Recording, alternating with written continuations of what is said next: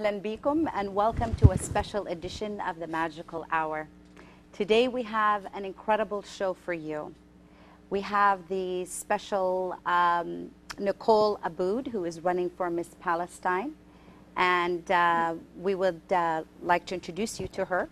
But before we start, we have even something more special than that. Lately we've been hearing about the Ice Bucket Challenge all over the news, on TV, on your Facebook, and a lot of us don't even really know what it's for. We just think it's something fun that people do and donate some money, and then, but we know it's a disease, but we really don't know the severity of the disease.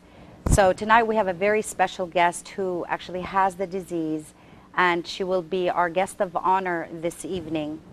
We will bring her on a little bit later. But before we do that, I would like to tell you a little bit about Nicole Aboud. Actually, our special guest is Nicole Aboud's aunt. And she was so kind enough and agreed to be on our show tonight and share some knowledge with us about the disease and how she deals with it from day to day. But before we bring her on, let me tell you about her niece, Nicole. Nicole is a 24-year-old Palestinian. She comes from a Palestinian origin. However, she was born right here in the U.S. She graduated from UCI. And hold on, let me see all the credentials. There's been so many credentials and so many things that she did, I could barely keep up with her. So she graduated from UC Irvine with a Bachelor's of Science and in Business Economics and Accounting. At the age of 20, she was accepted at the UC DC program in Washington, D.C., and worked for the Assistant Attorney General for the District of Columbia at the Department of Labor. That's a mouthful. And worked alongside the Secretary of State and Chief Department of Labor, and worked alongside the Secretary of State and Chief Innovation Officer Javier Hugues, right? Did I say his name right? Hugues. And at the age of 21, she got her broker's license and bought her first home and flipped it. So needless to say, Nicole Aboud is an achiever and a go-getter, and at a very young age she did that very well. When I first learned about Nicole, I was wondering, a girl that was born right here in the U.S., why would she be running for Miss Palestine? And so I thought, you know, it's probably best to ask her those questions. So when I did, I was very impressed by her answers and very impressed by everything that she represented. And I thought, if she were to come on our show, I'm sure she would inspire, encourage so many young people that need to be inspired and encouraged. And so we invited her on the show. She's not only going to talk about the pageant, but who she is and what she wants to. She's using the pageant as a means to reach a much greater territory of people to influence and do good. So anyway, before we go on and talk any further, we're going to go ahead and show you videos of the ice bucket. Now, Nicole is going to interview her aunt, so I'm going to get off stage, and her aunt is going to come on stage. She's going to go ahead and introduce her to you and talk a little bit about the disease and what we can do. We're actually raising awareness for those that may have heard about the disease, but now we're actually going to talk about it in detail. So I'm sure you've seen videos like this all over the place. So we're going to show you the Ice Bucket Challenge and what people all over the world are doing to raise money and awareness of that disease. So let's see the video. The ice bucket video. Okay. للتخفيف من الحر. ولكن هؤلاء الناس يشاركون في تحدي أطلق عليه اسم تحدي الثلج. هذا التحدي بدأ في الولايات المتحدة، حيث نشر الناس فيديوهات على مواقع التواصل الاجتماعي، ومن ثم رشحوا آخرين للقيام بالمثل. ولكن الهدف من التحدي هو جمع التبرعات لمرض التصلب الضموري العضلي الجانبي المعروف ب ALS. الفكرة هي أن وضع الماء المثلج على جسمك يجعلك غير قادر على الشعور بعضلاتك لثوان معدودة، وهو شعور المصابين بهذا المرض. وقد شارك الآلاف بهذا التحدي، من ضمنهم عدد كبير من المشاهير: الرئيس الأمريكي السابق جورج دبليو بوش، المغني الأمريكي جاستن تيمبرليك، المغنية تايلور سويفت، بيل غيتس، ومارك زوكربيرغ. كما ألقت طوافة الماء المثلج على لاعب هوكي كندي. التحدي هذا جمع نحو 23 مليون دولار أمريكي للجمعية الخيرية المتخصصة بهذا المرض، ولا يبدو أن هذه الموجة الباردة ستخف حدتها قريبا.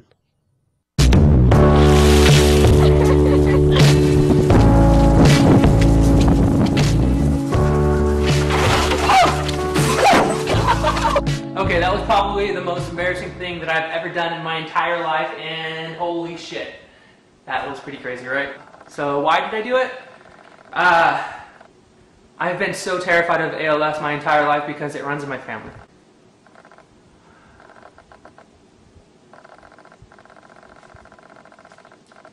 ALS runs in my family.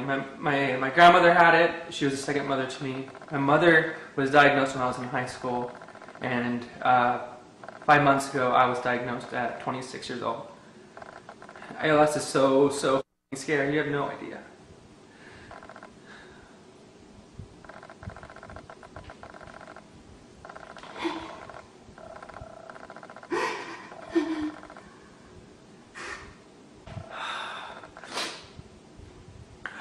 I hate talking about it. I really hate talking about it.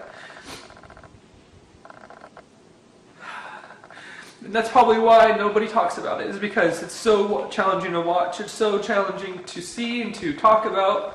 Nobody wants to see a depressing person that's dying that has 2 to 5 years to live. They don't want to talk about it. They don't want their day ruined. People are getting frustrated about seeing the ALS Ice Bucket Challenge right now, and that's fine. That's fine. That means our awareness is working. It wouldn't be successful if we weren't irritating a few people, right? I promise your newsfeed will go back to cat videos and let it go covers. But right now, the ALS community has the main spotlight, and for once in my entire life, I've seen it in the forefront. There's not very much incentive for the pharmaceutical companies to invest the billions of dollars it takes to develop a drug, because I'm not profitable. I'm not worth saving. Right now, my hands are starting to atrophy away. They're getting weak. Having trouble starting my car, buttoning my shirt. Eventually, I won't be able to use my arms or hands at all. Eventually, I won't be able to walk, talk, and breathe on my own. And that's the real truth of what ALS is. It's devastating. It's costly. It's not profitable. This video is all over the place with emotions, and I am, I apologize for my rant and for my tears, but if I simply dump ice on my head, I don't think you're really going to get the point. And so I thank you for sharing this video in advance. This is the first successful advocacy we've ever really had, and I am so grateful. You have no idea how every single challenge makes me feel, lifts my spirits, lifts every single ALS patient's spirits. You're really truly making a difference, and we're so grateful. لأول وهلة تبدو هذه كطريقة للتخفيف من الحر، ولكن هؤلاء الناس يشاركون في تحدي أطلق عليه اسم تحدي الثلج. هذا التحدي بدأ في الولايات المتحدة، حيث نشر الناس فيديوهات على مواقع التواصل الاجتماعي، ومن ثم رشحوا آخرين للقيام بالمثل. ولكن الهدف من التحدي هو جمع التبرعات لمرض التصلب الضموري العضلي الجانبي المعروف ب ALS. الفكرة هي أن وضع الماء المثلج على جسمك يجعلك غير قادر على الشعور بعضلاتك لثوان معدودة، وهو شعور المصابين بهذا المرض. وقد شارك الآلاف بهذا التحدي، من ضمنهم عدد كبير من المشاهير: الرئيس الأمريكي السابق جورج دبليو بوش، المغني الأمريكي جاستن تيمبرليك، المغنية تايلور سويفت، بيل غيتس، ومارك زوكربيرغ.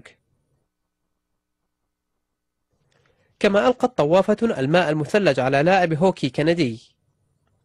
التحدي هذا جمع نحو 23 مليون دولار أمريكي للجمعية الخيرية المتخصصة بهذا المرض، ولا يبدو أن هذه الموجة الباردة ستخف حدتها قريبا.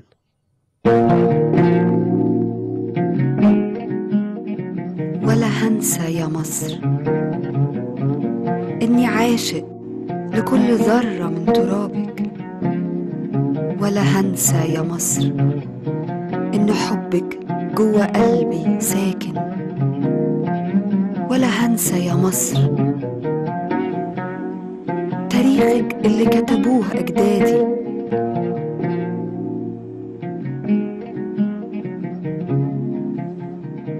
ولا عمري هنسى يا مصر لما كنت أنا وأحمد وأمير نكتب فيكي مواضيع تعبير.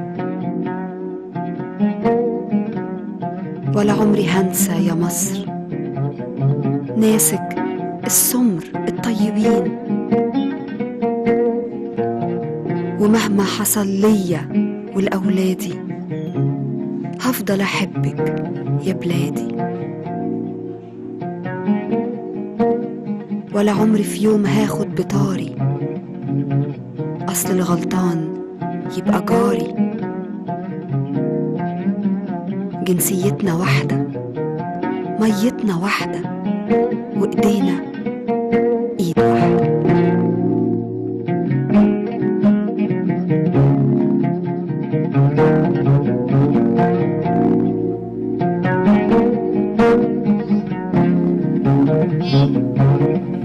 What a powerful video that was, and such brave people that face this ALS today. I just wanted to thank you so much for having me on this show, and I wanted to introduce my brave, beautiful aunt, Nadia Ena, who was brave enough to come here today and talk about this challenge that she faces daily. Thank you, Nadia, for coming. Nadia has always been such an inspiration in my life. Growing up, she has always taught me the importance and the meaning of life, and that's really to just appreciate everyone and to always rely not on your friends, but rather your family and your Father, God. So I just wanted to thank her so much because she's been such an inspiration in my entire life, and she's taught me what it means to go through challenges daily. I've seen her, and when I look at her, I'm so appreciative to have such an amazing aunt that has been guiding me through my life and teaching me the importance of God and what it means to love, and even just the simplest things. When she takes pictures, she's smiling all the time, and she just makes you feel so happy. The simplest things are what makes her happy. So thank you, Nadia, for coming. So tell us, when did this happen? It's been about a year now, and we've gotten such great progress because ALS was not really known by many people. The only time it's starting to get a lot of public awareness now is through this Ice Bucket Challenge. So that's great news for the ALS community, who really needs more people to know about it. So as we saw in the video, the struggles that we face daily. How do you get through those struggles? Yeah, she's going to actually use her phone to communicate, because that's the way she communicates. So 1 second.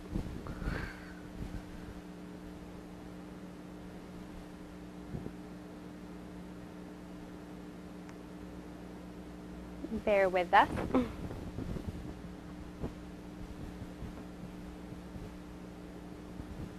My God is stronger than life. We are all passing through this life. We have hope in Jesus Christ, who died for our sins to give us everlasting life if we just accept Him as our Lord and Savior.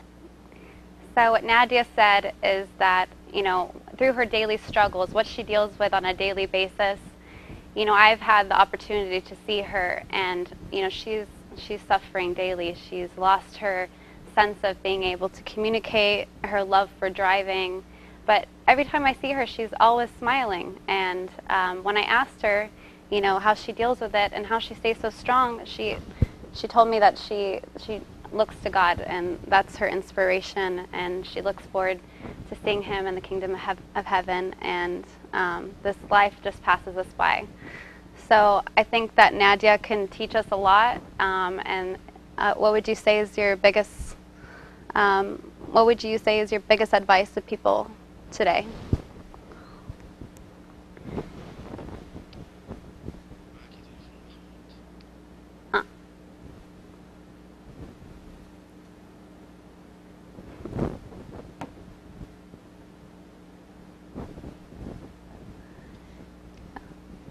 What is it?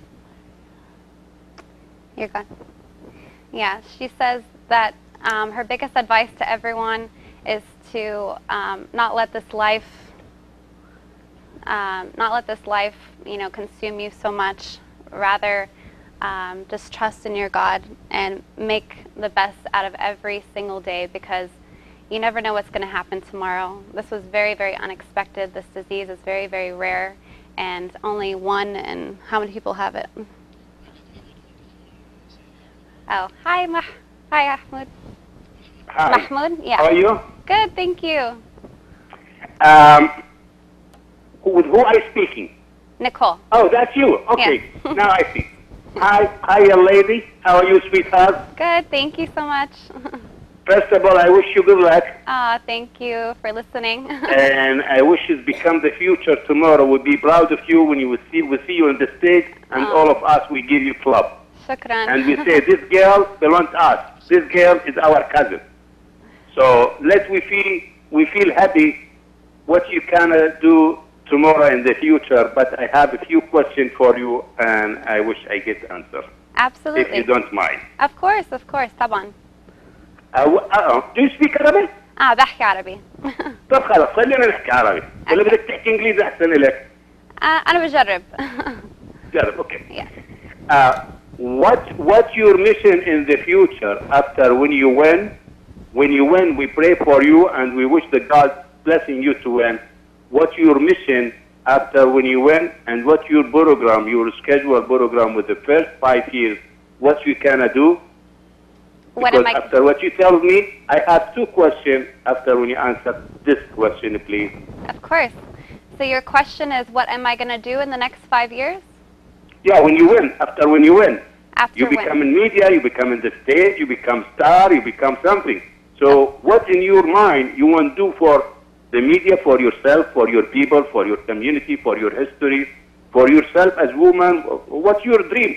What's your mission? Yes, that's a beautiful question. Thank you for asking. My goal in life is really to inspire other people. I love our Arabic culture. I love everything that has to do with it, from the music to the people to our language. أنا بحب كل شيء, you know. So I know that there's a lot of stereotypes about how Arabs are in the Western community, and I really want to get in front of people and be the spokesperson for the Arab community. And my goal is to teach others how to collaborate together, not just individual countries, but all countries together. So I want unity of all of our countries, because we're very, very strong people, and we have great qualities, and if we all stick together, as one body, all the countries will be very, very successful, and that's what I want to see for the Arabic community. What you think you can go to work after when you win? You want to work with the media, you want to work model, you want to work actor movie, you go on Hollywood. What's your mission? And now you tell me what you like, but you not tell me what your mission. My mission is to get in front of politicians again. As we talked about, my past, I'm very tenacious. I'm motivated. So I've met politicians, I've met governors, I've met everyone. But this time I want to get in front of them as Miss Arab USA. And when people hear that, all of a sudden, they want to invite you, they want to welcome you. And I want to represent the Arabic culture in a new light, to empower other people and tell them about who we are, what we represent. what we really are, you know. So not so much modeling, not so much movies, just more, you know, meeting with different people and creating awareness out there. Okay, I have other 3 questions for you. Yes, please. First of all, I'm sorry. Take me like your dad. What's your age? And I know this is embarrassed to ask some beautiful lady like you the age, but you're still young. It's okay to tell me. Yeah. Well, we actually have only one more question. We have time for only one question. Okay. Yeah. My other question, what you can tell for the girl like you in Middle East, in Iraq, in Syria, in Palestine, in Gaza now, what you can tell the girl with the hard time in Middle East now, and if you get invitation, you going to visit Gaza and Palestine, or you go to visit Israel? If they come for you 2 invitations, which one you go? Can you repeat that question? I say if they come for you 2 invitations, you go to visit Palestine and Gaza, and you go to visit Israel. So, which one you go to visit? If I'm going to go visit Palestine or if I'm going to visit Israel, you said? I ask you, you go to visit Palestine and you go to visit Israel, or what's your choice? Oh, I see. Okay. Well, you know, when I'm in Palestine, I want to make stop, obviously, at both of them. But is that what you're asking, to get in front of the Israelis or to get in front of the Palestinians? Who do I want to inspire? And what do you think about the violence in Gaza? We're going to actually talk about that later in the show. Okay. We're going to bring that up. Do you have any answer about the 2,000 kids in Gaza is died and 12,000 women is hurt? Yes. You can tell him message. You can send for him any letter hope from you, and for the woman, Fifian Dakhil in North Iraq from the Yazidi, the Daesh is killing. Can you send for him any message love from you to encourage him for more hope tomorrow? Yes. And I appreciate that to hear your message for the woman in Palestine, in Gaza, and in Iraq, and the kids, please. Yeah. And I appreciate, thank you. Yes, yes, absolutely. That's why I'm here today. I'm going to be talking about that. That's very dear to my heart. So you'll be hearing about that in a little bit. Well, thank you so much for calling. Yeah. Okay. Yes. Okay, so what were we talking about? Yeah, so her one advice to everyone is to really enjoy every minute of this life the best you can do. But, you know, doing things that are giving back to others, trusting in your Lord, and trusting in your family, and spending every moment with them, because, you know, that's the only thing that's gotten her through all this struggle, is trusting the one upstairs. So we just want to thank her so much for her bravery to come out here. It takes so much courage and so much strength to come, and I just really wanted to show her, because she's such an inspiration to me, and she's really got me through, you know, a lot of things in my life. No matter what struggle that is, she's taught me to always be strong and to always lift your head up, because you know, somebody out there is probably going through something worse than you, and just to always be smiling and happy, because she's always smiling and happy. She has the most beautiful smile in the world, and she brings me so much joy. So thank you so much for coming on this show, Nadia. Yeah. What did you say? Yeah. Yeah, she's very thankful to come here too.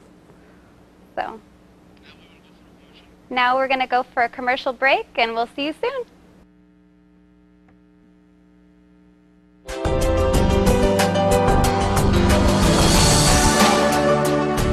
هل تحلمين بأن تصبحي ملكة جمال العرب في أمريكا؟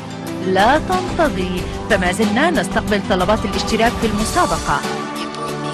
لمزيد من المعلومات زوروا موقعنا على الإنترنت www.missarab.org. AMH Prestige, Milad Saad, Accounting and Financial Service. Income Tax Preparation for Individuals, Presentation Corporation. Payroll Services.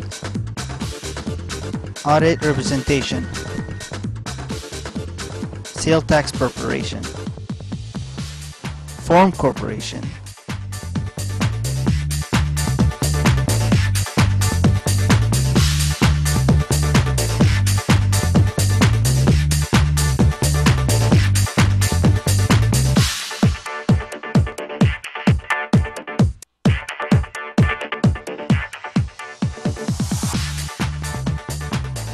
Telephone number 714-843-0266.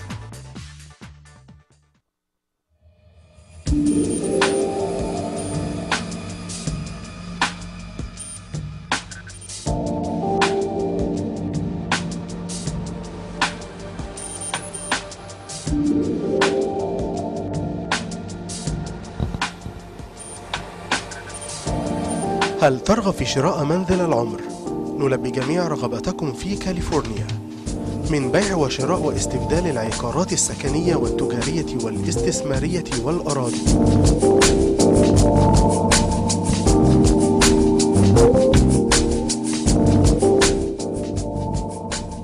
اتصل الآن على 949-350-2563.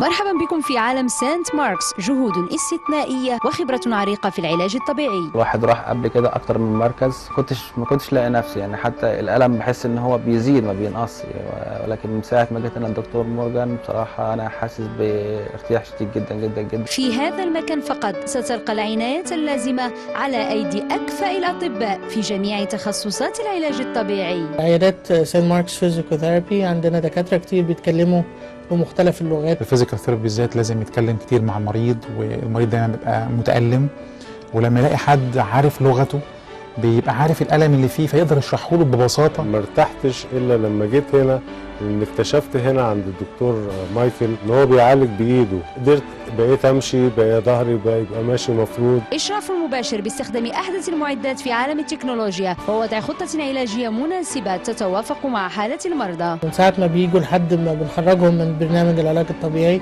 بنتأكد لما بيجوا بنعمل لهم evaluation مظبوط، بحيث إن احنا نعرف كل المشاكل اللي عندهم ونعمل لهم خطة علاجية. نستقبل زبائننا ونقدم لهم الاستشارة الطبية المناسبة ونحرص على خدمتهم في جميع فروعنا المتواجدة في نيويورك.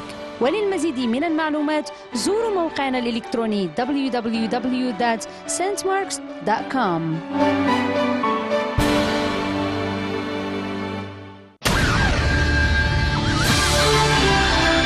موقع الحق والضلال كريستيان دوغما. تابعوا أهم الأخبار السياسية، الفنية، الرياضية والمنوعة.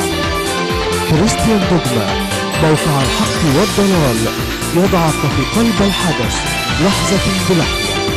أهم موقع إخباري ينقل لكم الخبر لحظة حدوثه في مصر وجميع أنحاء العالم.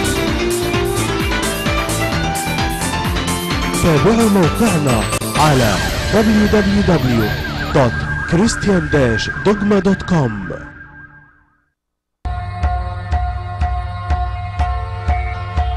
مكتب الأستاذة جيهان توماس المحامية.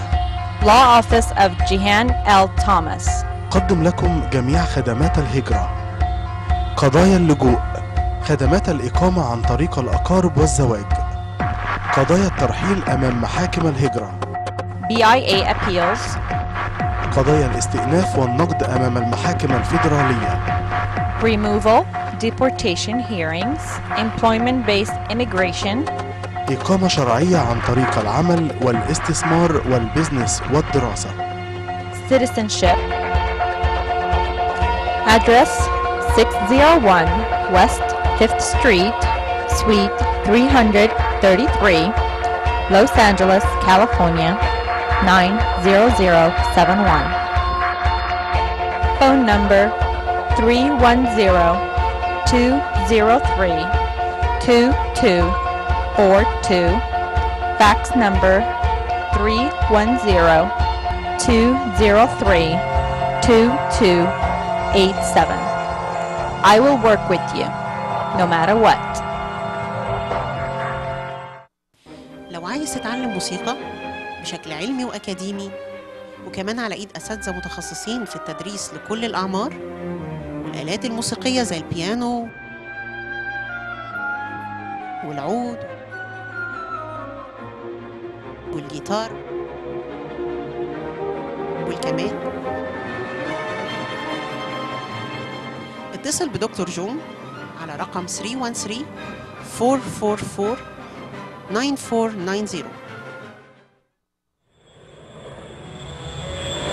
وحشتك القنوات المصرية والعربية ونفسك تتفرج عليها؟ زهقت من كل مشاكل الدش والفواتير العالية؟ اخلص منه، عندي ليك حل هيريحك من كل المشاكل دي. ماجيك تي في بوكس، اطلبه وهيوصلك بسرعة وبيتوصل بسهولة جدا. جمعنا لك فيه احسن 100 قناة عربية، ده غير ان عمرك ما هتزهق، عشان هتقدر تتفرج على آلاف الافلام والبرامج والمسلسلات والمسرحيات المتجددة مترتبين بطريقة سهلة على فيديو اون ديماند.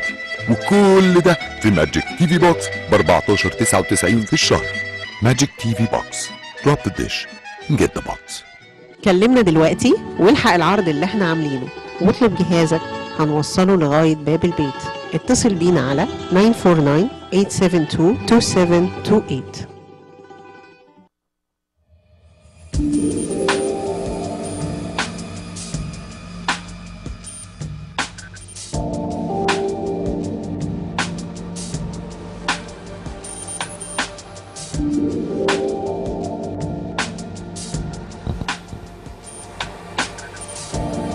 هل ترغب في شراء منزل العمر؟ نلبي جميع رغباتكم في كاليفورنيا من بيع وشراء واستبدال العقارات السكنية والتجارية والاستثمارية والأراضي.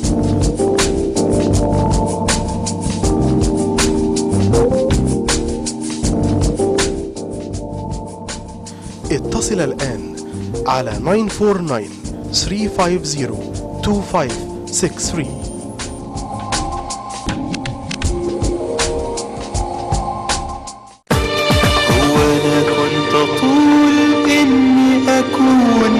أولادك ده كتير عليا وكفاية أعيش خدامك. هو أنا كنت أطول إني أكون من أولادك ده كتير عليا وكفاية أعيش خدامك. خدتني من المزابل وجعلتني ملك وكامل وسترت كل عيب فيا وضمنت للأبدية. مش هحكي لك مشاكلي ولا هشرح لك ظروفي، ما انت عارف حياتي وانت كاشف اموري. مش هحكي لك مشاكلي ولا هشرح لك ظروفي، ما انت عارف حياتي وانت كاشف اموري. لكن انا جاي لك عشان اشوفك بالعيان لما هتحضر يا غالي مجدك يملى المكان. جريدة صوت المهاجر هي الجريدة الأولى والوحيدة التي تحمل هموم مسيحي الشرق الأوسط، وهي التي تكشف الاضطهاد والعنصرية ضد المسيحيين. جريدة صوت المهاجر هي الصوت الذي يدوي في جميع أنحاء العالم، وهي التي تصل إلى صانعي القرار. بتبرعك وتعضيدك لنا نواصل المسيرة لتوثيق الأحداث. إعلانك هو طريقك للنجاح. تبرعاتك تخصم من الوعاء الضريبي في أمريكا وكندا. ارسل تبرعك باسم Voice of Immigrant Foundation Inc. على العنوان التالي: P.O. Box 57 Allentown, Pennsylvania 18105، وراسلنا على الإيميل samiatwan@yahoo.com.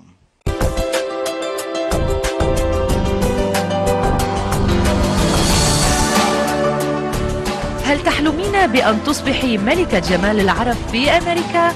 لا تنتظري، فما زلنا نستقبل طلبات الاشتراك في المسابقة. لمزيد من المعلومات زوروا موقعنا على الإنترنت www.missarab.org. Thank you again for joining us. For those that just tuned in, today is a very special day because we have the future Miss Arab USA right here on our show. And she was kind enough to invite her aunt who has ALS. And the reason why we wanted to bring her aunt on is because this is a disease that we just recently started hearing about, and we wanted to be a part of the awareness. We want people to know about the danger of the disease and how it affects you.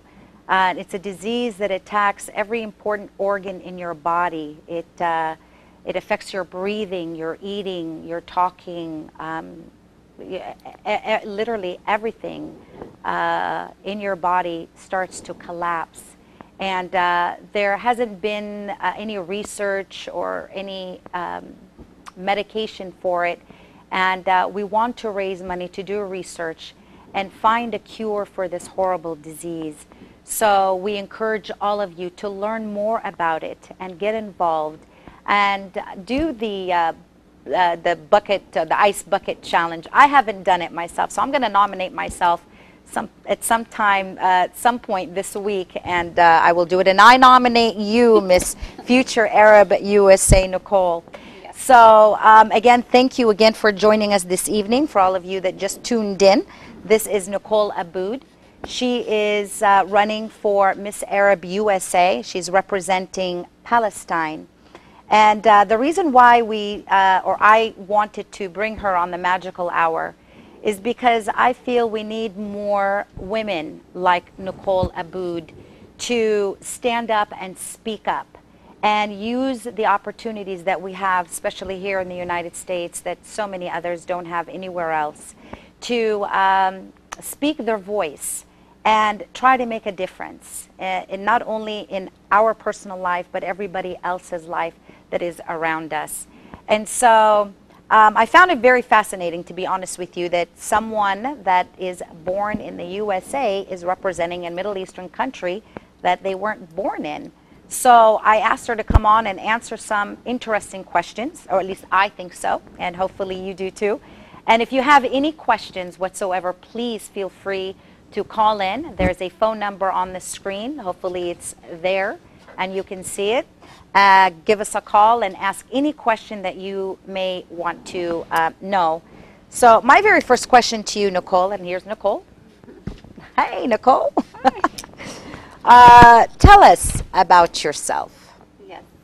Okay, well, yeah, like she said, I'm 24 years old, and I'm from Palestinian origin. My family is originally from Haifa and Jerusalem, and I decided to do this Miss Arab USA pageant, which will be held in Arizona on September 6th. So we hope that you will tune in and watch that.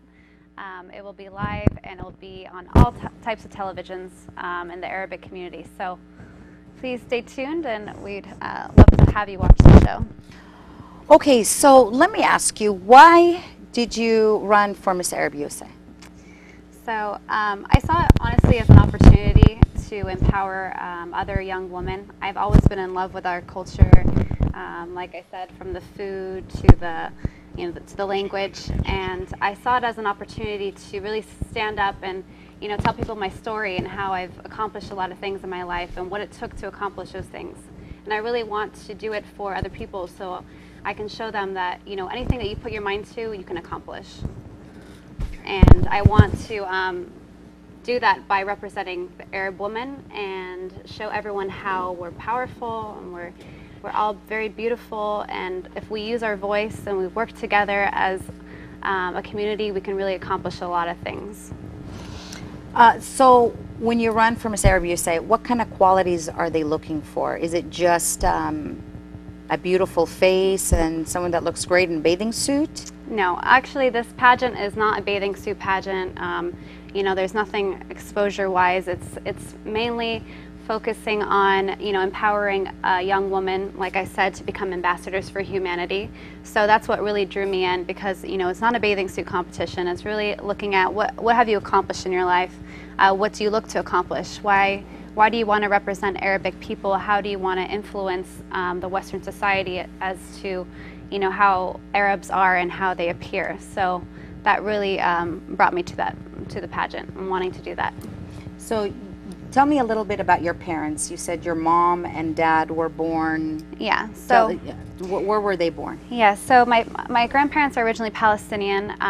My father, he was born in Kuwait after they had to leave after the war happened. My grandparents had to leave and send my dad. They sent them to Lebanon as the temporary thing, but they ended up having to stay there. And so my father was raised in Lebanon, and my mom was born and raised in Jordan.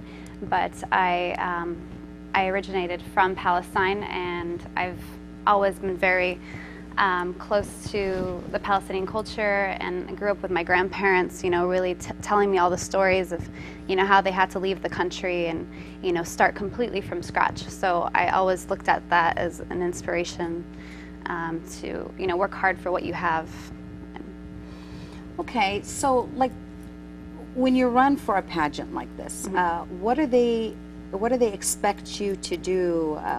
What are your responsibilities? What kind of things are they expecting of you if you win? You're representing a title. You're representing the Arab woman around the world, and it's a big deal. You know, running for a pageant isn't easy. You know, it takes a lot of work. You know, spreading awareness out there, getting people to know who you are, exposing yourself out there to the world, the public world. You know, it takes a lot of courage to do so, and a lot of time and commitment. But in the end of the day, I think it's worth it because, you know, you're starting to meet new Arabic people in the community. I've met so many new people and who've become supportive of it, and I think that's the main goal, is to you know, meet other people from other cultures and expose yourself to the Arabic community. Okay, so you talk a lot about encouraging, inspiring, and helping the Middle Eastern woman. How do you plan on doing that? I think that our Western society has a very poor image of, you know, who Arabs are. It's extremely, especially with, you know, what happened starting from 9/11. I remember from, you know, growing up in 8th grade, and everyone was calling me a terrorist, you know, and was looking at me and labeling me. And I, you know, that's kind of, I grew up with not so many Arabic friends, you know, at that time, because I didn't know any Arabic people. And I even believed the Western society because I was like, oh yeah, this is how they are. You know, I didn't really know, like, until, you know, I went to Lebanon for the first time for the summer, you know, that I really began to see, like, no, this is not who we are. We need to stop, you know, what Western society is saying about, you know, us as a people, because we have the biggest hearts. You know, family is so important to us. You know, we love pleasing other people, making them happy, and hospitable. We're very hospitable, you know, and what their image of us was very upsetting. So how do you plan on giving or raising such awareness? Yeah. How? Well, through a number of ways. Most importantly, you know, a lot of women, I've actually had the pleasure of meeting a lot of people from Saudi Arabia the past couple summers, you know, and especially from these countries, people think that, you know, women are not educated and they're not go-getters, or, you know, they don't have many rights and all this stuff. But, you know, I've met so many great women that they're out there and they're becoming doctors, becoming lawyers, you know, they're doing things with their lives. And I want to show, you know, I want to highlight on the good things, what we've done, what have Arab Americans done. And interestingly enough, I just learned that Steve Jobs was actually half Arab from his biological father. So, you know, highlighting what have Arabs done for the community in a positive light. And many Arabs today are starting to do that on Facebook. I have had the pleasure of, you know, I think that's what we need to do, start bringing out positive things. And that's what I want to do, is be an activist and go to different areas. I always look to Queen Rania. She's a huge inspiration to me. She's gone to Harvard, she's gone to Yale to speak, she's gone to the talk show for Oprah, and she's had the courage to stand up and actually communicate of what's happening in the Middle East, and telling you know, the American people who we are. And that's kind of what I want to do. Like with this title, I think it'll open other doors to be able to be in front of people, not just as Nicole, you know, but as a representative of the Miss Arab USA, and that's why I'm doing this. And so what do they base their decision on when you run for such a title? There's multiple factors that go into it. The first part, you know, it's your personal interview. It's comprised of your talent, and it's also you're going to have a traditional outfit. So each representative or each candidate is going to be wearing a traditional outfit from their country, and we get to wear an evening gown. So evening gown talent, you know, your sponsorship, how well you're able to engage with the community, voting online is a big part as well. So just getting the public awareness of what Miss Arab USA is. And they're actually represented by the Arab American Festival in Arizona. So they're the ones who have this charity. So do you have to be educated? Do you have to have at least, what, is there a minimum? Yeah, there's certain minimum requirements. So 100 girls are, you know, apply, and out of those 100, 22 are selected. So they're pre-selected. And really, you know, the only requirements is, like, you know, you have to be, I think, 18. There's a Miss and there's a Mrs. So there's not too many requirements that anyone can apply. Educated? Yeah, you have to have a high school education. You have to be like minimum 18 years old, I believe. Yeah, so those are the main things. Okay. So did you start any nonprofit organization for the causes that you believe in, or do you plan on doing that in the future? Yeah, definitely. So, what are they? So yeah, of course. So if we win, you know, we get $10,000, which I have decided to use. A majority of that portion is going to go to the Palestinian Relief Fund. That is, you know, it's either going to go Palestinian Relief Fund, or I'm actually also looking into opening a charity of my own to get direct help, because obviously, you know, they're constantly being impacted. So, you know, any money that's going into there, they're running short of medical supplies. They're running short. Their entire economy keeps getting destroyed every time, you know, bombs go off. So I want to make sure that that money gets into the right hands. And I know the Palestinian Relief Fund has been doing an excellent job. But I want to help rebuild, you know, homes. You know, the hospitals have been bombed. The elementary schools, middle schools have been bombed. I want to start rebuilding those infrastructures and making sure it's going in the right hands. And also, I'm donating a portion of that to the ALS community, because that's why I brought my aunts on, to spread awareness that there is no cure out there today. And it's our job and our responsibility, my responsibility, to make sure, you know, that these people get the help that they need, because, you know, they have nobody. It's a very quick disease. There's no cure. And I want to be able to start helping the research, which will be starting next year. And That's awesome. yeah, I'm really passionate about there's the Big Brother, Big Sister organization. 5% is going to go to that. It's basically educating, being a big brother or a big sister to somebody that, you know, grows up into either a home of violence, or, you know, they don't have much money. So you're going to be like a mentor or somebody that's going to guide them. And basically you spend time with them, quality time with them, taking them out like once a month.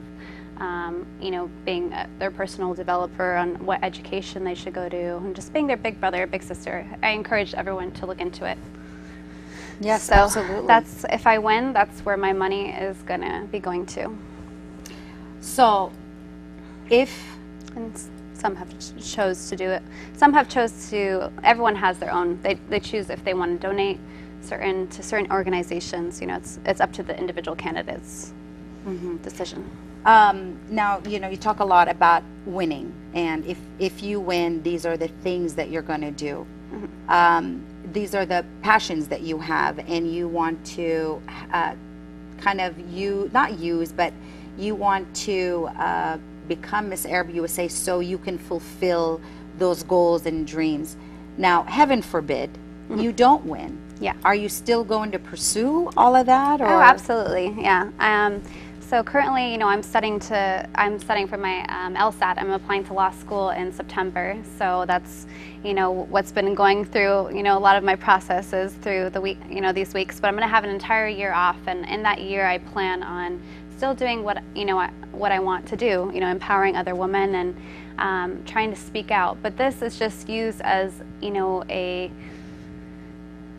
having the title, unfortunately, it's sad to say, is like when people see you, you know, and they want to announce, like for example, like Queen Rania of Jordan, you know, this like being able to represent a representative of Miss Arab USA, people are going to stop and they're going to listen. They're going to be like, oh yeah, of course, come on to our show or come on and speak on behalf of us. And you know, we all have amazing talents. Some of us are great speakers. Other of us, you know, are passionate about helping others. And it just so happens I have like these qualities that my goal, my passion is to be able to speak up and be the voice of the Arabic people. And, you know, I want to earn it. I want to earn your vote. And just because you know, you have to earn the title. If you choose to have me be your representative, I'd be more than happy to, and I would take the commitment very seriously, and you know, listen to everyone's input as to, you know, how should we represent the people. I like to listen to everyone, all sides. So how should we? What? Honestly, the biggest thing that I noticed growing up was I saw like a big division as to people even within our Arabic culture. They would be like representing, you know, their state, or I mean their country. So they'd say, you know, oh, I'm from this country, or I'm this country, or I'm not Arab, I'm this, you know, for example. And I always thought that was funny because it's kind of reinstating these stereotypes. Like we're not even saying that no, we are all Arab. You know, we should represent all of our countries because that's what's going to unify us. If we're not unifying us all together, and I understand, you know, some people don't want to be like labeled to certain events that have happened, you know, with 9/11, and you know, labeled as a terrorist. So they try to stay away from those stereotypes by saying, no, we're from this country, you know, and we're not like that.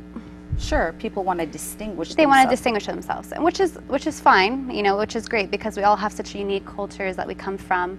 Although we're all Arab, we all have, you know, different traditions that we've, you know, developed over the years in Lebanon and Palestine and Jordan, Syria. But why not unite Muslims, Christians, all of us together? Because this is why, you know, this is why I always say the Jews, they're so successful because they all stick together, you know. Exactly. They're so strong and powerful. When I lived in LA, I did my last quarter at UCLA.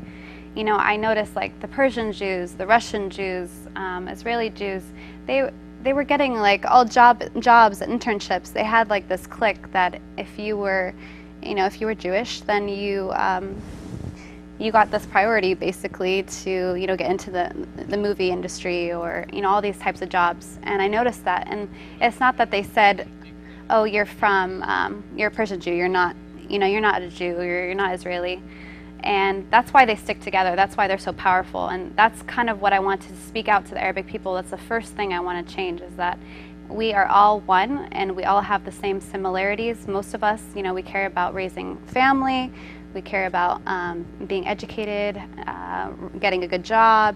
We all have unique, similar interests. And if we just remember that, and remember that we all speak the same language and unite together, we can also be very powerful. Absolutely. There's a bunch of questions that I want to ask you that actually have been asked. I've been asked to ask you off, but however, we only have 8 minutes left on the show. And so we want to show you the next video of this segment, and then we're going to pick up and we're going to actually chit chat and discuss the next video that we're about to show you right now.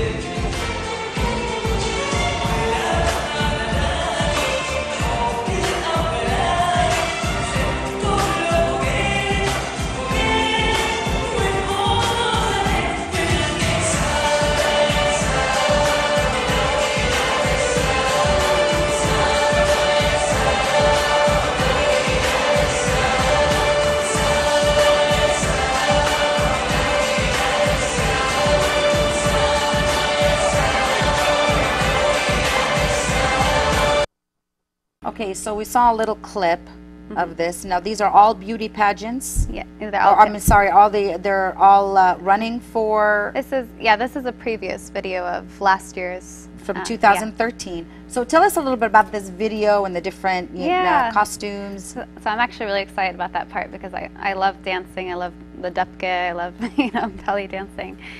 So what's amazing about this is we're bringing back our tradition. We get to all dress in our traditional outfits, representing the different fabrics that were used in all the countries, and how it's all of us uniting together. So as you can see, it's so amazing. People from Syria, Iraq, Jordan, Palestine, Lebanon, they're all, Algeria will be there as well. So this is not about Muslims or Christians, this is just Middle Easterners from all parts of... It's not a political campaign. We're all uniting together, Muslims, Christians, from any Jews? No, just everyone. It's Arab. That's every candidate is from a different country. We have some girls from Iraq, from Algeria, Syria, Jordan, Lebanon, Palestine. A few girls from Palestine. So each girl would be required to basically wear their traditional outfit from their country, and that's part of the one of the pageant. So do you spend time with these girls? Do you become friends with them? Are they nice? Are they snobby? Yeah. Well, they're actually all from different parts of the state, so I haven't had the pleasure of meeting them yet. But they're all very, very sweet girls. We have communication, so we have like a group message that we can communicate with each other. So we're going to be meeting each other for the first time September 6th.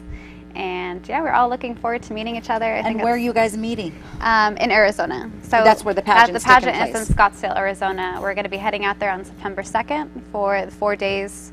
So preparing for the pageant, and then it'll be September 6th. So how exciting! Yeah, we're all excited. I'm going to try to be there. Yes, you should. Yeah, why not?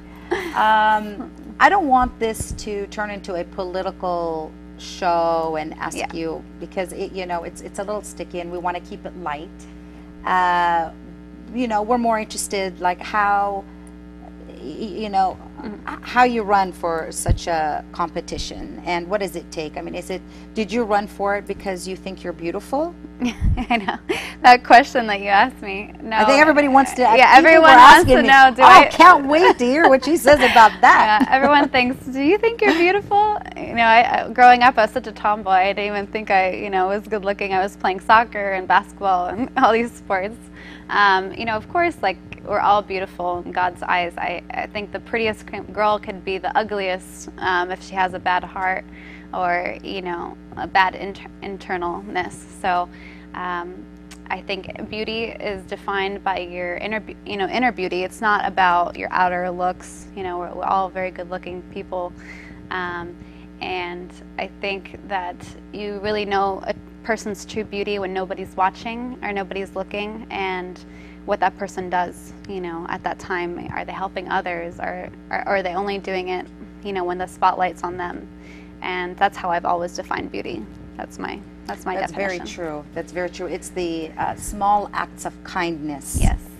When nobody's watching, and you do it not to be recognized or praised, but you do it because you believe it's the right thing to do. Yeah, I mean, beauty will get you some interviews, get you in front of people. This interview? Just kidding. I mean, I think charm is what gets you in front of people, and like I said, like I know that going back in front of people and really showing them, Middle Eastern women, they're so beautiful. We have the big eyes, we have the big hair, we have great genes. Big Maybe hair. we're a little hairy, but yeah, but we've got remedies for that. Nothing you can't fix. That's right. That's yeah. right. Not to change the subject, but a lot of people want to know your opinion about what's happening in Palestine and Israel. Do you think this is a war against Palestine? Do I think it's a war against Palestine? I think, a war. Well, attack. I have two different views about what's happening right now. On one hand, I am almost this for some reason, what happened in Gaza this time, I saw that there's so much more unity across the world. I was so happy to see people from Chicago, people from France, people from England, people from all over the world finally like sticking together and showing, making an effort to show the truth about both sides, what's happening, not just Western media that's out there portraying one side of the story. So everyone, I thought it was a humongous effort, around the entire world. I was so happy to finally see that everyone was finally coming together and showing the truths of the matter, which is injustice. I've grown up with this personal experience of mine and how my grandparents had to leave the Palestinian territory and start a complete new life for themselves without any money or without anything. So I think that what's happening is so unfortunate and so depressing. It was probably the worst month for me. Every day was, I was very distraught. Like every day I was like very emotional and, felt so sad for the people, what the children are going through, because to this day, I think right now, just recently, the facts have been, over 2,000 people have died. And what people don't understand is it's such a densely populated area that most of the people are civilians, and the majority of the people are civilians. The number of people, I can't remember the statistic, number of children that have died to this date right now, I want to be accurate with the number, but it's over 2,000. And the number of children and mothers, it's just very sad to see that children constantly have to live in fear. What people don't get is that they have a circular area. It's huge walls that are built up to block, people from seeing their other side of the family. It could be like a 5-minute walk, but they make it so difficult for the Palestinians to even go to the hospital. They control the water, the electricity. They make them constantly feel like secondary citizens. Yeah, what were you going to say? I'm going to say, do you think the Jews are causing that, or is it Hamas that is using their people, their own people, as human shields? Yeah, so this is always what the Western society keeps continuously portraying, is that, Hamas, it all started with, the Israeli teenagers that were found dead, and then the Israeli Prime Minister, he finally came out and said Hamas was not responsible for this. So then what was the purpose of all these civilians dying? I think it's more of an irresponsibility. If they were trying to eliminate the Hamas leaders, then why are they attacking civilian areas? They're not gonna find them in the areas. But the underlining issue, regardless, because before I make a decision about anything in life, I try to put myself out of the situation. I always do this. And I like to say, okay, what are the Israelis? What do they feel? What do the Palestinians feel? What's actually happening? I research what the Israeli media is saying, what the West is saying, what the East is saying. And what I found is that here in the West, it's portraying one side of the story. So this is constantly. What side are you? The side of the story. So in the West, it's that Israel has the right to defend itself. But to what extent do they have the right to defend itself? To killing civilians? They're supplied by the U.S. government. With artillery. I think $3 billion went out with the Iron Dome, and so what people don't understand is. Israel has a very, very powerful government. Military. They're even better, I think, than the U.S. They're ranked 1 or 2. And whether or not Hamas is, throwing these rockets, the underlying issue is that civilians are being killed. And regardless, we can't keep letting this happen. Children don't have to die, for this. It's more about territory and power. To me, honestly. And okay.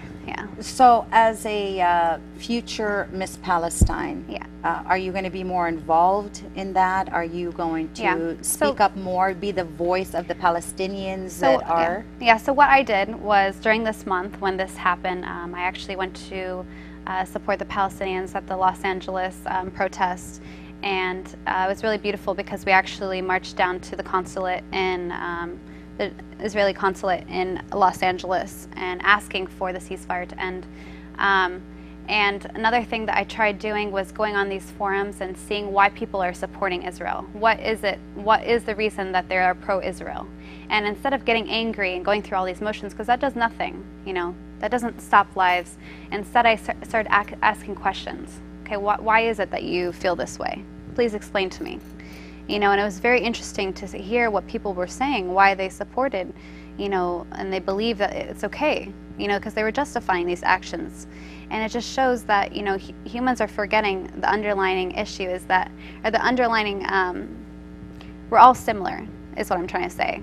We all are human. We all want to see our children grow up and become successful, and we don't want to have to see our children die before us. You know, so before we take action, you know, I think that the biggest thing that we need to do is to break down these walls of fear. You know, same with Israelis, you know, because they have casualties as well. You know, we need to find the Palestinians are constantly feeling like disappointment, you know, that they have to feel like secondary citizens, and the Israelis fear their lives from Hamas. So, you know, we can't live in fear. We need to remember that we're all human beings, and we need to respect one another and understand that these are children that are dying, and come up with a resolution. So I think that the way that you can is to create awareness and to really start educating the West. And I started to do that. You know, anytime somebody told me I'm pro-Israel, I would either reference, you know, a lot of them were referencing the Bible, so I would also come back and explain to them that, you know, no, this is the facts. So just, you know, starting a YouTube channel probably would be my next goal. It's just to educate people about and spread awareness, yeah. And that's kind of what Queen that Rania Israel does. is killing the Palestinians. Just Is that what you're saying? To show both sides of the story. Okay. Yeah. Yeah. Okay. You know, it's a very interesting subject. You know, I see things a little bit differently, but that's for a different time and a different show. Yes. But it's interesting to hear what you have to say about that, of course, especially because you're representing Palestine. The other question that everybody wants to know, now, of course, it's like a taboo question. Okay. And I think we've touched upon it in our commercial. Uh-huh. And why are we asking that? I think by explaining our point of view about a very controversial issue, whether it's you know, homosexuality, abortion, drugs, whatever it is, it's something that us Middle Easterners don't really like to talk about because, number one, it's aib. Number two, it's haram.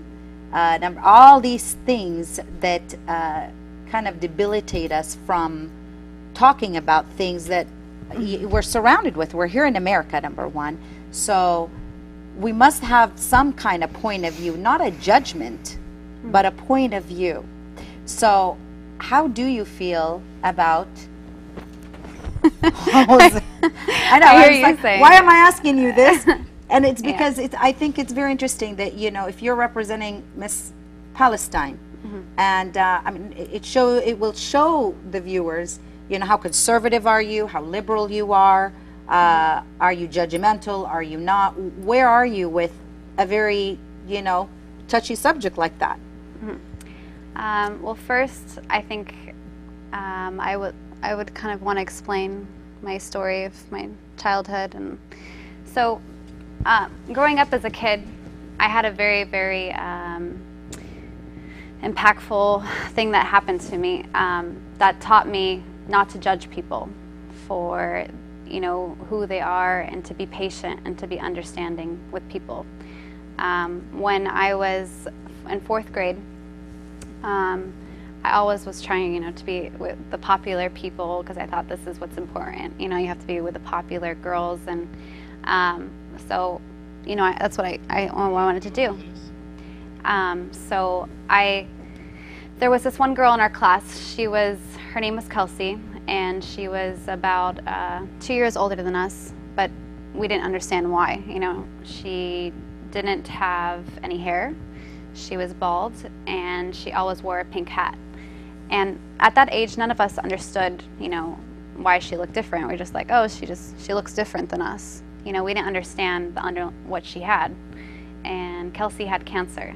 And imagine being in 4th grade and, you know, not really knowing these, you know, how a child, you know, could have such a disease. None of us knew. Anyways, so a lot of kids used to make fun of Kelsey One day I'll never forget was in the bathroom. One day we were in the bathroom. I finally became popular or whatever. So we were in the bathroom one day, and Kelsey she came out of the stall, and so did the leader of the group, I would say. And I could just see what was about to, like, foresee what was happening. She was looking at her very, like she was going to do something. I didn't know what was going to happen. And we walked outside the bathroom, and all of a sudden she takes her hat and she starts throwing it. And you just see like 12 kids, like, you know, circling around Kelsey and throwing her hat around. And at that moment, I wanted to say something. Like, I was screaming inside. I felt like my stomach was, I didn't have a voice. I couldn't, like, step up and use my words. And I was like feeling so sick. I wanted to say something, and at that moment I didn't say anything. I didn't use my voice. And anyways, that day passed. I felt really terrible, like that I didn't do anything. And a week passed, and Kelsey didn't come to school. I hadn't seen Kelsey. And I just remember sitting in class one day, and my teacher, she made an announcement, and she said, "I'm sorry to tell you guys, but Kelsey passed away." And that day, like, everything inside of me just, like, shut down, and I just, like, threw my pencil. I remember being so angry. I threw my pencil across the room. And this girl, Kelsey, she's impacted my entire life and my entire perspective of how I treat others, how I, you know, go about life. And, you know, if somebody, you know, treats me poorly, or they snap at me, you know, I'll step back for a second and I'll look at them and I'll say, you know, what's happening in their life? What are they going through? You know, and sometimes I'll just kind of give somebody a hug, and sure enough, that person will start crying.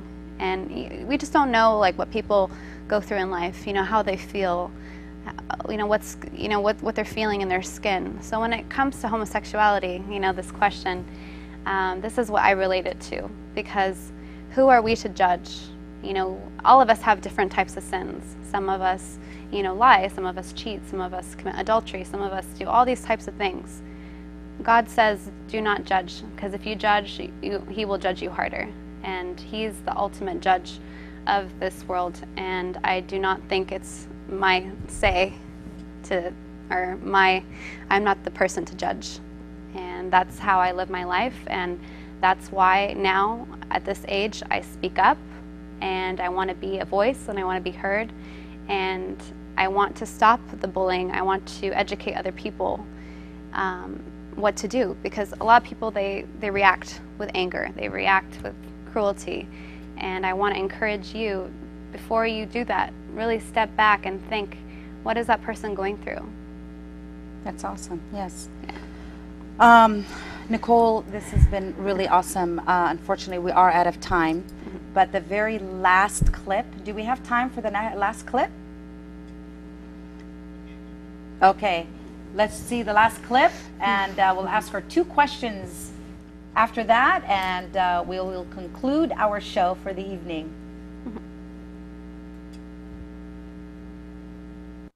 Ladies, that if for any reason Miss Arab USA 2013 is unable or unwilling to perform her role as queen, the first runner-up will take over and bear the crown. Having said that, ladies and gentlemen, Miss Arab USA 2013 is USA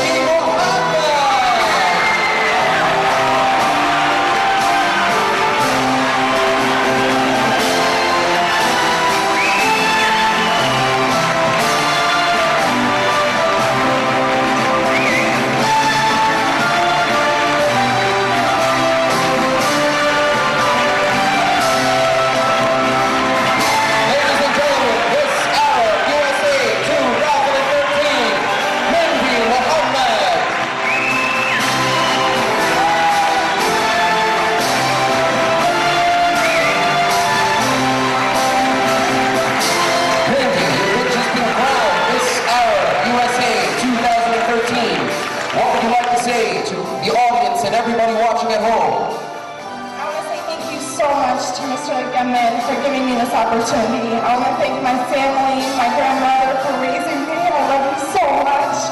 I want to thank my friends. I want to thank you all for your support. Thank you so much. Ladies and gentlemen, Miss Arab USA 2013, Mindy. Do I do that right? Yes. Can I run for Miss Arab USA now? It's all in the wave. How does that make Mindy, you you feel? did it so gracefully. I know. You have to teach me. And that's the way you do it, right? It's not like thank you. It's the queen. You got to do it, gracefully like that. Yeah. So how does that make you feel when you see that? Do you get butterflies? Do you get nervous? Yes, nervous. But yeah, I mean, it would be so grateful to be able to go on stage and, make my parents proud and make the community proud. That'd be an amazing experience that I could say I had in my life. So I hope that you can give me the opportunity. And that's what's going to lead us to our conclusion of this show. We would encourage all of you, and we ask all of you to log on to missarab.org and register, create a username and password. Go to public vote on the left-hand side, public vote, and then go to the fourth row down? Yeah, so you're going to get an email confirmation. After you register, you're going to get an email confirmation. It's going to be most likely in your junk or your spam. So when you get the email, go on to the left-hand side. It's going to be under public vote. You'll scroll down. It'll say vote for me. Click on that. And you'll look for my picture, Nicole Aboud. And there'll be 10 stars, 10 blank stars. So you want to click the 10th star. And we're only, like 100 away, 100 votes away, or how many votes are we? I only have 200 right now, so hopefully we can... 200 to go? No, the first place is 540 or 550, so I have a long ways to go.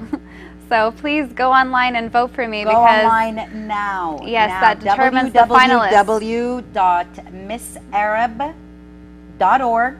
Yes. Again, create a username and password. Go to public votes. Make sure that you go to your email. Click to activate the account. Scroll down all the way to the bottom of the screen. It says vote for me. Yeah. Right? Click on that. And then find the beautiful Nicole Aboud and vote for her. We're all rooting for her. We want her to win because I know and I believe that she is on the rise of doing a lot of great things for our youth and our women and for her future and everybody else's that is inspired by her. And I believe she is an inspiration. She's accomplished so much in her life at such a young age, and we encourage you to keep going. And thank you so much for your time and coming here, and I wish you all the best. And I hope to invite you over one more time after you win that crown. Inshallah. And we'll have a special show just for that. Yes, I wanted to thank CSAT for having me on this show. I'm so very, very blessed with the opportunity. So I wanted to thank Viola, and please stay tuned to her shows. She's going to have some exciting things happening. Yes, in the future, not anytime soon, but we're working on it. Yes, and I hope to help her out as well. Yes, the second season of the Magical Hour actually is going to be uncovering one city at a time when we go to different cities and we introduce many different businesses, restaurants, coffee shops, specialties. And we bring the owners and the stories behind these small businesses and be inspired by their stories. And that's what the Magical Hour is all about, is to inspire and encourage our viewers and educate as well. Anyway, thank you for joining us this evening. We appreciate your time. And please do not forget to go to missarab.org and vote for our beautiful Nicole Aboud. Have a great night and God bless.